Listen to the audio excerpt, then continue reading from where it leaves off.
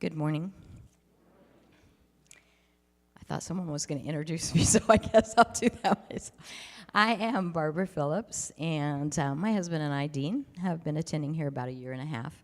Dean's much more visible than I am. You usually see him up here either on the bass or the piano.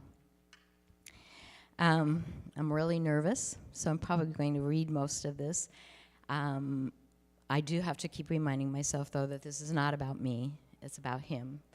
And that's what I really want to get across to you today is God's faithfulness, because that's what my story is really about. His provision of peace and joy, no matter what the circumstances. As a senior in high school, I was living a pretty average life in liberal Kansas. I had two parents that loved me. I accepted Christ at an early age. And the major part of my life was centered around my family, my friends, and my church. However, a month into that senior year at age 17, I did have a life-changing experience. Actually, it's been over 40 years ago, but as with most life-changing experiences, their effects do not seem to diminish over the years. My best friend and I were on our way to a Friday night football game in Garden City, Kansas, with another friend and her parents. Everything is pretty flat in Kansas. If you've ever been there, you know that. And speed limit at the time was 80 miles an hour. And we were traveling that.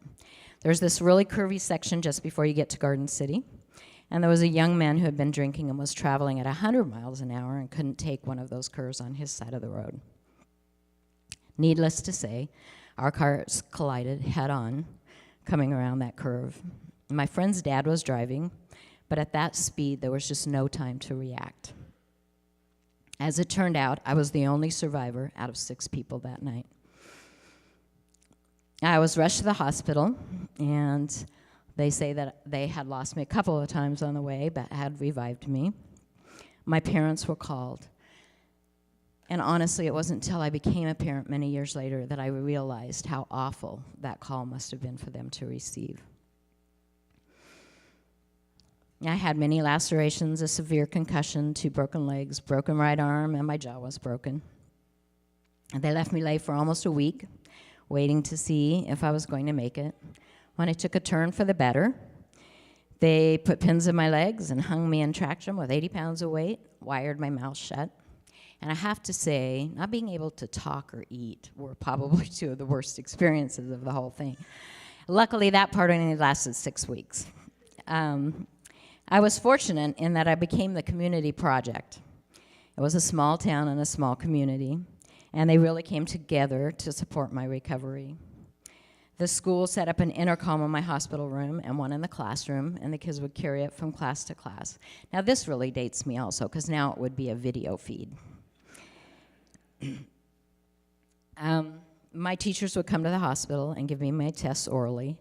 I was in traction for 5.5 months, got out of the hospital with a walker at 6 months, and graduated with my senior class on crutches and left for college in the fall. I made that last part sound really like it was a snap, but it wasn't quite that easy. This is an experience that I'd never want to go through again, but in looking back, I can see how my faith and trust in God was established during this time. He truly did not leave or forsake me. I just want to share some of the highlights of things that stood out and what I learned during this time. I was told that I might never walk again, and I would actually get very upset with people who would say that to me. I just knew that God had spared my life and that I was going to walk. It was a God-given faith that I can't explain, but I just knew that it was truth.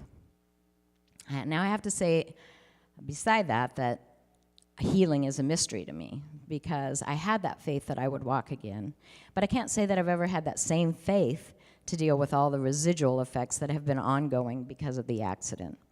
I do know, however, that the Bible tells us in 2 Corinthians 12:9 that in our weakness he is strong, and we have to depend on that strength.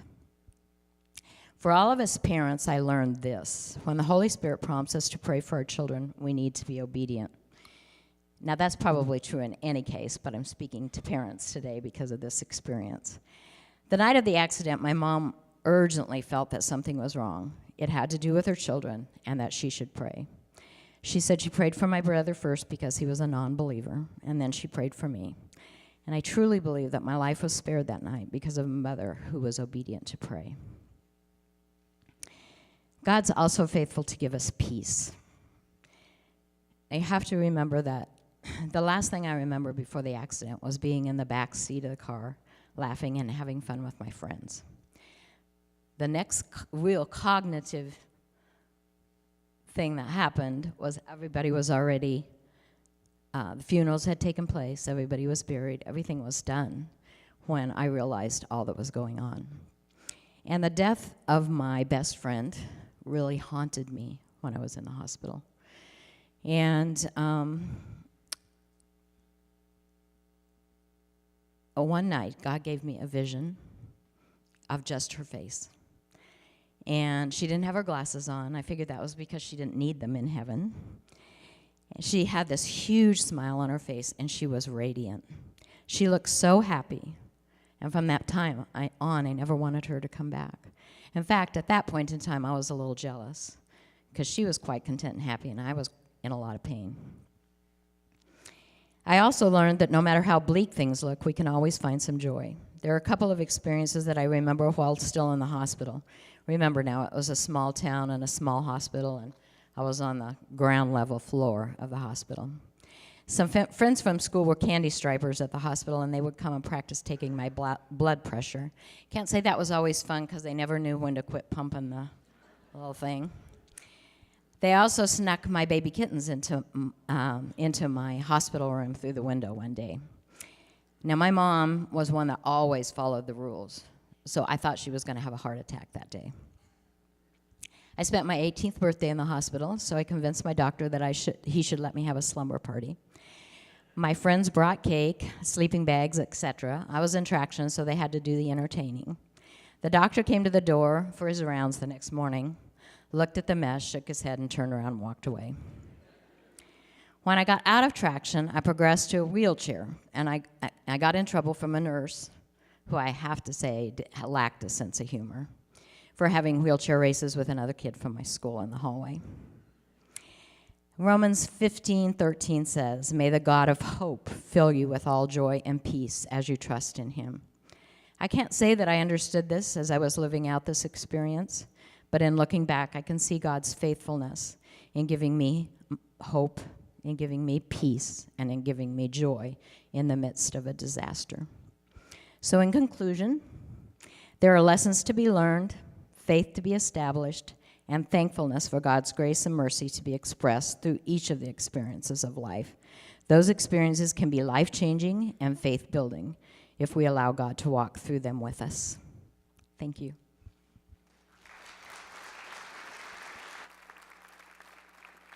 Phone working? All right, thanks, Jake. Last minute thing, so I didn't have to hold something. Fancy technology here. All right, well, I'm so encouraged when I get to hear testimonies of fellow believers in the church. Each one of us in this room have a unique testimony, and sometimes we think, oh, maybe ours isn't that great, but God has taken us from completely depraved and needing to be redeemed, and he's built that bridge and given us that hope. So thank you for sharing. It's so encouraging to just hear how God works in the lives of just fellow believers. So I've been given the privilege this morning to kind of share a few thoughts before we go to the communion tables. Brent decided to do this for a week that he wasn't going to be here, so I think he was nervous what I was going to say. But he did read this, so all I can say, it's on him now. So anyway, as I was kind of thinking about, this is something we do we do it regular. Every first Sunday, it's when our church has decided to do it. And, some of the similar thoughts are shared each time. And so you're going to hear that. But I just kind of was thinking, what should I share? So as I came across some stories, got my papers turned wrong here. Came across some reading that I was doing this week, and I came across this story, and I thought, well, maybe that'll apply somehow. So I'm going to read it and then kind of go from there. So anyway, it says, many years ago at a Stanford hospital, there was a little girl named Liza who was suffering from a rare, serious disease. Her only chance of recovery appeared to be a blood transfusion from her 5-year-old brother, who had miraculously survived the same disease and had developed the antibodies needed to combat the illness. The doctor explained the situation to her little brother and asked the little boy if he'd be willing to give his blood to his sister. They saw him hesitate for only a moment before taking a deep breath and saying, "Yes, I'll do it, if it'll save Liza. As the transfusion progressed, he lay in a bed next to his sister and smiled, as they all did. Seeing the color returning to her cheeks, then his face grew pale and his smile faded. He looked up at the doctor and asked, "Will I start to die right away?" Being young, the boy had misunderstood the doctor. He thought he had to give all of his blood to his sister, therefore resulting in his own death. So that's from the great theology book, Chicken Soup for the Soul. Not really a great theology book, but some good stories in there anyway. So really, as I thought about this, I'm like, well, this story kind of illustrates, beautifully the love of God and how Jesus on the cross, gave himself up for us. And this little boy didn't have to actually do that, but that was his thought process in it, so that's where he was going. In John 15:12-13, it says, this is Jesus saying, "This is my commandment, that you love one another as I have loved you. Greater love has no one than that, than to lay down one's life for his friends." So what are you talking about here? Kids. No one told me about kids. I have 3 of them, and they're wonderful, but we have to dismiss them? Is that the thing? Coloring stuff in the back. Information that would have been great to know. At least there's a second service. We can correct it then. You guys are the guinea pigs. We don't know how things work. Sorry. Huh? Who are you? Oh, and who am I? Well, Masami, it's a real good thing there is a second service this morning. That's right. Like redemption is going to happen now. This is all messed up. Okay, so my name is Scott, and like Masami said earlier, my better half is down in front there, Becky, and I'm one of the deacons here at the church with adult Christian education. So that's that. So now you don't have to wonder. I'm surprised Masami didn't put some dumb picture on the screen or something. But anyway, well, good. I'll just probably scratch this whole thing now and just go off the cuff because that seemed to work better. So anyway, so as we think about, communion and we get to that point, here come all the kids, great, that's awesome. So as we think about communion, really what it represents, we do like to camp out on this love thing, that God, the love of God is where a lot of us like to hang out because we like the idea of a God who loves us. And don't misunderstand me here at all. God does love us. In fact, his love is greater than we could ever fathom. However, in this culture today, some think that God's love is somehow like above all of his other attributes. But we can't suppose that God's love and goodness ultimately nullify his justice, righteousness, and wrath. If it did, then the need for the cross would be what? Because obviously there is a wrath. That's Sweetly Broken. That song is great. It kind of mentions that whole theme throughout. So in reading this week, I came across an article written by John MacArthur, and he puts it in a better way that I couldn't, so I figured I would just quote it. And I give him credit, so it's not called plagiarizing. So expressions of wrath and expressions of love, all are necessary to display God's full glory. We must never ignore any aspect of his character, nor magnify one to the exclusion of another. When we commit those errors, we throw off the biblical balance, distort the true nature of God, and diminish his real glory. So does God love the world?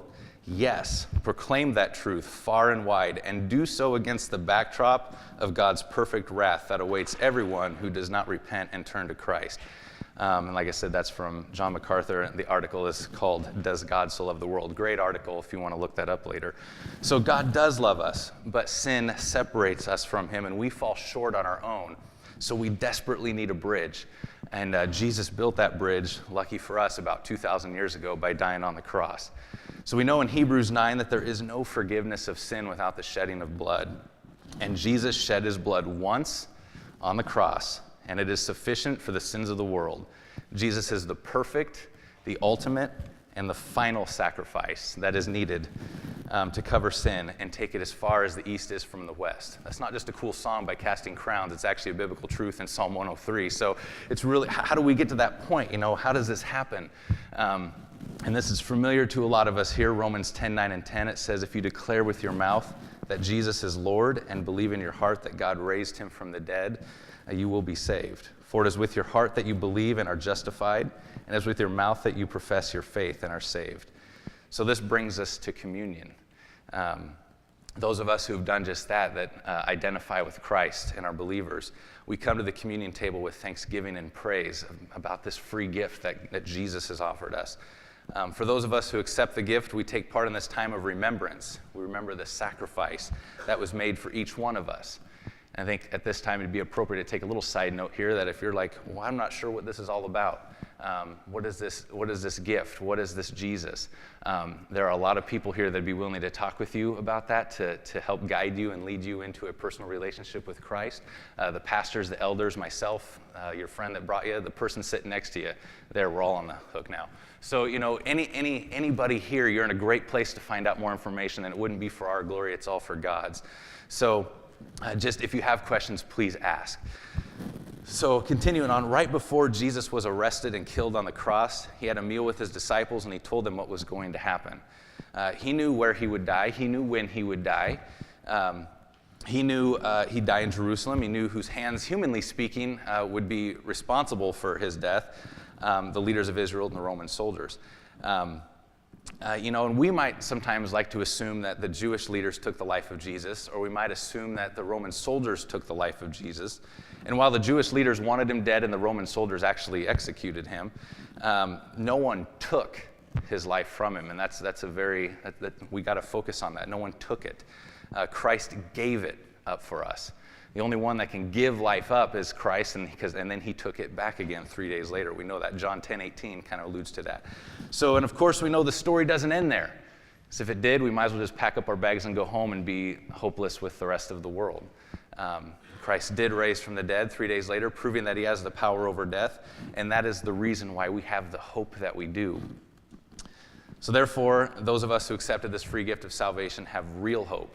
And it's all because of Jesus. It's not anything on our own.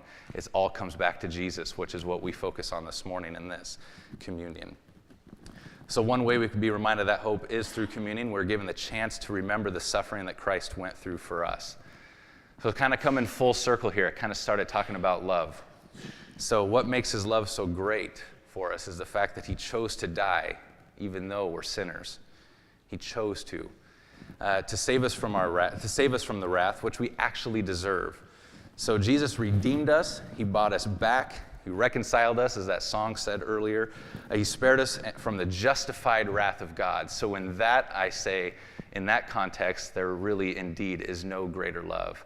And God's love is amazing. And one of the reasons that makes it so amazing is that it saved us from one of his other attributes, his wrath. So we can cheer about that and say amen, because that is awesome. So 1 Corinthians 11:23, here's some familiar passages as we get ready to prepare and go to the tables here. For I received from the Lord, this is Paul saying, I received from the Lord what I also delivered to you, that the Lord Jesus, on the night when he was betrayed, took bread. And when he had given thanks, he broke it and said, this is my body, which is for you. Do this in remembrance of me. In the same way, he also took the cup after supper, saying, this cup is a new covenant in my blood. Do this as often as you drink it in remembrance of me. For as often as you eat this bread and drink the cup, you proclaim the Lord's death until he comes. So this is something we get to do, every now and again, and it's pretty important that we kind of sit and meditate a little bit, pray, and examine ourselves. It goes on to say that whoever eats the bread and drinks the cup of the Lord in an unworthy manner will be guilty concerning the body and blood of the Lord. So let a person examine himself and then eat of the bread and drink of the cup. So it's really our time to kind of just sit here. The worship team will come up as they usually do, play 4 or 5 songs. And, there's no rush in this. There's several tables around, 3 up here, 2 back there. You can come up, wait a whole song. That's always kind of the challenge. Like, don't rush it. You don't have to hurry up and wait in line. You can sit there and kind of just take advantage of the time that you have with God. This is one of those times that, you don't have to schedule out. It's already been scheduled for you.